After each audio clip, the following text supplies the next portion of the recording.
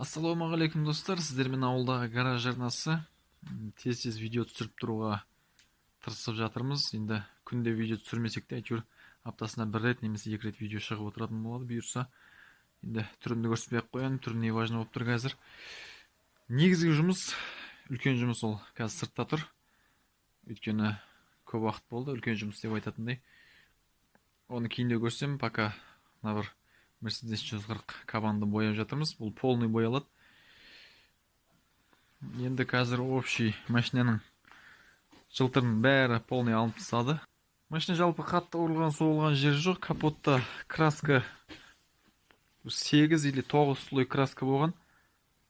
Сол астында кішігірім жерлерде бір-екі жерде шпаклевка болған, сонымен трещина алған екен. Соның темірге дейін полный алып тастады. Үстіне шпаклевка жағылып жатыр. Бұйырса бұл да аз қалды, дайын болып тұр. Одан кейін несі бар? Мына крылода удар болған. Мына шов саусақ сиятындай болып тұрған. Шпаклевка, свежий шпаклевка. Шофы да кішкене кетіп қалды. Енді бір-екі шкуркілегесін нормаль болып қалады бұйырса. Сосын мына жақта спойлер болған. Спойлерді қойған тесіктер қалып қойған. Сол тесіктерді жамап тастадық. Енді қалай шкуркілеп отқанымызды көрсетейін.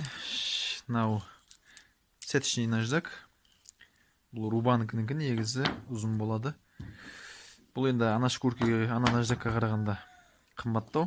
Ауыл былай тұрсын, қаланың өзінде көп жерде сете бермейді.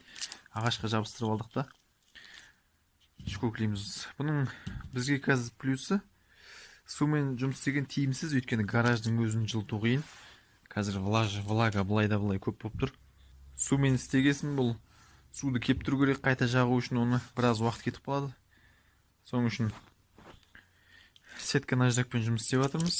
Енді шкуркілегенде бүйтіп оюдың керек жоқ. Қатты ағаш немесе любой бірдеңені алып түзу жүргізу керек. Одан кейін крес жүргізу керек. Бірінші былай өткесін, екінші былай өткізу керек. Негізінен ұзын жағымен өткен жақсы тегіс шығады. Мысалы былай қарай. Полный осылай өтіп шыққасын. Одан кейін былай қарай өтеміз. Сол кезде тегістік пайда болады. Енді қолды былай ұстап көріп сезіледі. Егер қолмен сезілмей жатса, грунтовка шашқан кезде уже бәрі көрінеді. Қай жерде ойық бар, қай жерде биік. Сол кезде шкуркілеп жіберуге де болады. Мына арканың сызығын кішкене айта кетейін. Бұл да енді қатты бір қиын нәрсе емес. Бірінші астын қолды кесіп кетпейтіндей тазалап алу керек. Краска, шпаклевка болған бар болса.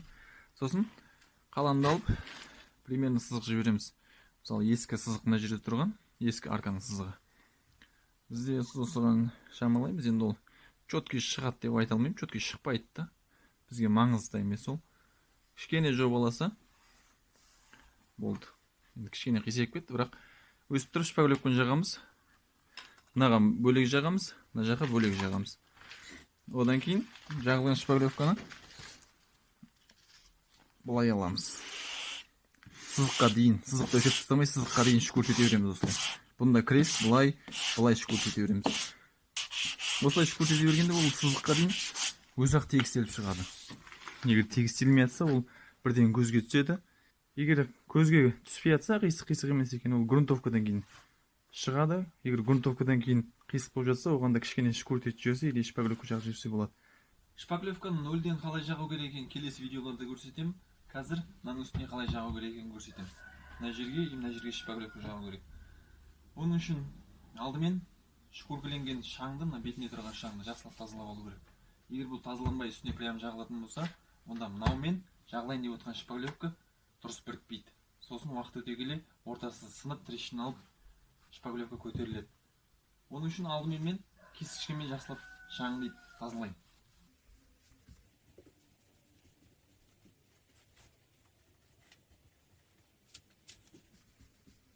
Кисточка болғасын жаман тряпкамен тағы да бір рет сүртіп шығамын. Бұл кисточканың алынбай қалған шаңдарын алады.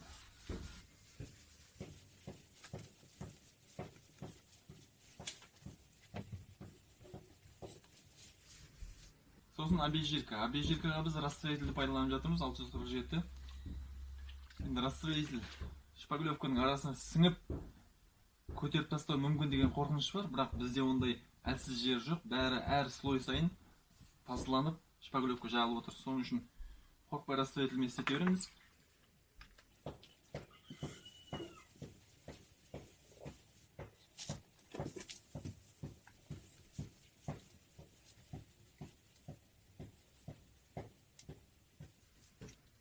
Шпаклевкаға пастаны енді мен осы жететін шығар деп шамамен қосам. Ал негізі былай есептеуге болады оны. Бірінші шпаклевканы аламыз, керек шпаклевканы. 4 бұрыштау етіп аламыз, сосын жартысын бөлеміз, 2-ге бөлеміз дәл ортасынан. Бұл процентті шығару үшін. 100%-те бөлдік, 2-ге 50% қалды. 50-ді тағы 2-ге бөлеміз, 25. Мына қалған 25, 25 тағы 2-ге бөлеміз, 12 жарым. Бұны тағы 2-ге бөлеміз, 6.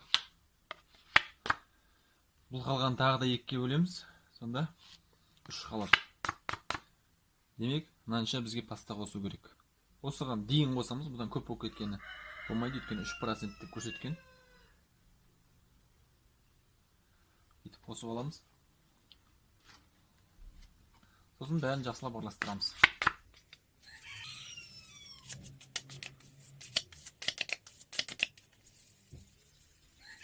Шпаклевкада енді мен профессионал емеспін. Өз білгенімде сонда да айта кетейін. Бірден әдемі шығаруға тырысудың керегі жоқ. Бұл бірден әдемі шықпайды. Алып аламыз да, бірінші жақсылап басамыз. Мына слойға жақсылап жабысу үшін аямай басамыз. Қайта-қайта үстінен өте береміз.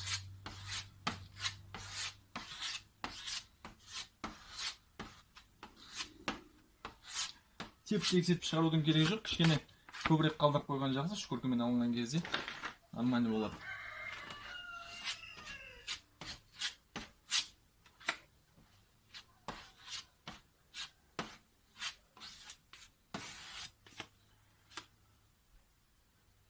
Болып қалдау деген кезде шпательді жатқызып ақырынатып шығамыз. Сонымен болды.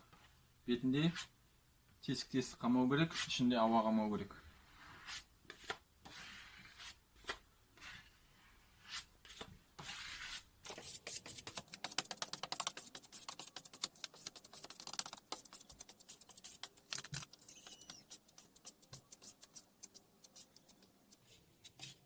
Осымен бұл видеоны аяқтайын деп отырмыз. Каналдың дамуына үлес қосам дейтін болсаңыздар, лайк басыңыздар, каналға тіркеліңіздер, ұялмай достарыңызға таратыңыздар. Бізде ұялмай көретіндей видео шығаруға тырысамыз.